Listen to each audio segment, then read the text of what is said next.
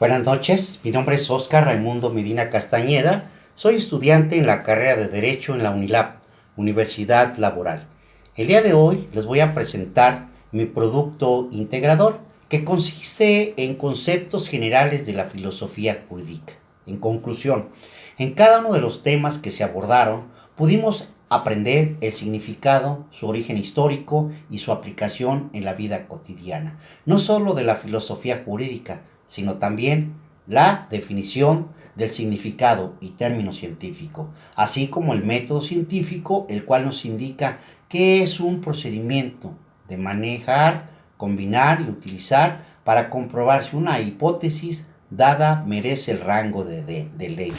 Dadas las circunstancias en apego a la información de un proceso de investigación, conocimos la filosofía jurídica, sus valores y principios que se encuentran detrás de la norma jurídica, como son los valores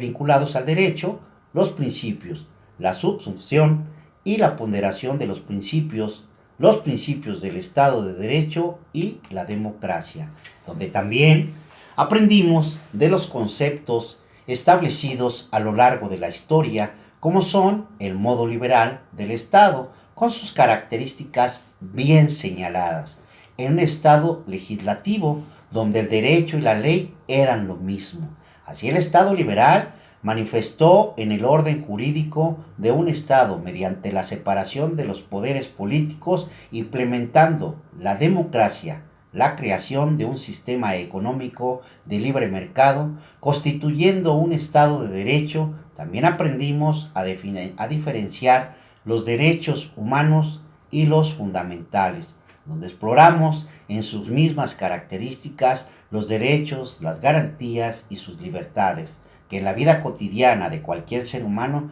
son la base de su libertad. Como también aprendimos su uso o para qué sirven, ya que nos defienden y protegen, son unilaterales, innatos, son inalienables, intransferibles, son permanentes y sobre todo son inviolables. Y trascienden fronteras, recordando así por qué destacan la libertad religiosa y la libre expresión. Y en el ejercicio de nuestra libertad y obligación, el derecho universal al voto y el derecho a la participación política. También abordamos los derechos sociales, como son el derecho a la salud, el derecho a la vivienda y el derecho a la educación, que son derechos en los cuales cabe señalar que aún son violados por algunas comunidades indígenas por falta de educación e información y conocimiento. También es importante el reconocimiento que a lo largo de la historia, la transformación e innovación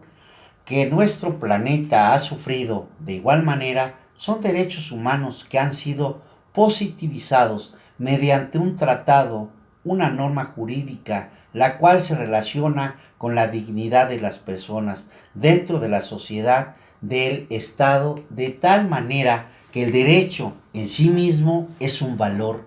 propio, que nos exige respeto, derecho, obediencia, valor, responsabilidad, fortaleza, lealtad, disciplina, gratuidad y sobre todo, algo bien importante, la tolerancia. En el estudio de la filosofía del derecho, un sentido amplio trata de aglutinar en el estudio de la filosofía no ya solo a las normas jurídicas positivas, sino todas las corrientes del pensamiento que sirven de fundamento al propio derecho, entendiendo este como el orden normativo e institucional de la sociedad que nos invita a reflexionar acerca de diversos elementos jurídicos como el Estado, la ley, el gobierno, la justicia, la propiedad, los derechos y la aplicación de un código legal por la autoridad. La ponderación del derecho es el principio de la proporcionalidad que se ha vuelto parte del lenguaje básico de la argumentación jurídica del derecho constitucional y la filosofía del derecho. Cabe señalar los elementos que integran cualquier Estado, que son la población, el territorio y el poder que implica el imperio de la ley. La organización jurídica, el principio de la soberanía, de tal manera que la democracia y los derechos fundamentales que en su manifiesto se declaran como naturales, inherentes, individuales, que conllevan ciertos propósitos que fortalecen la libertad del ser humano, porque tienen propósitos, fomenta, favorece, armoniza y crea acciones en pro del ser humano, mediante mecanismos que constituyen una organización mundial como la ONU,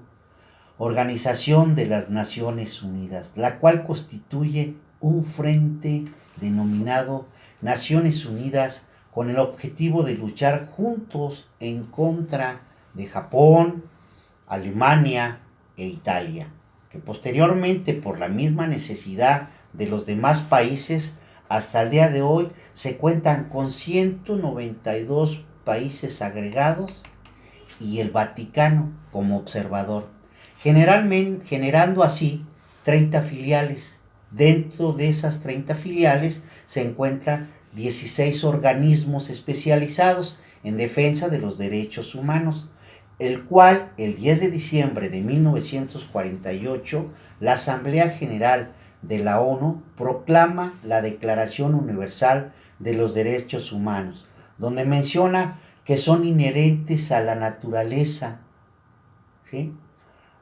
de las personas, para todas aquellas personas que viven en una sociedad jurídicamente organizada, sumando en ellas 13 características que las hacen diferentes ante cualquier organismo mundial, de tal manera que forman los organismos internacionales creados para vigilar el cumplimiento de los derechos humanos, como son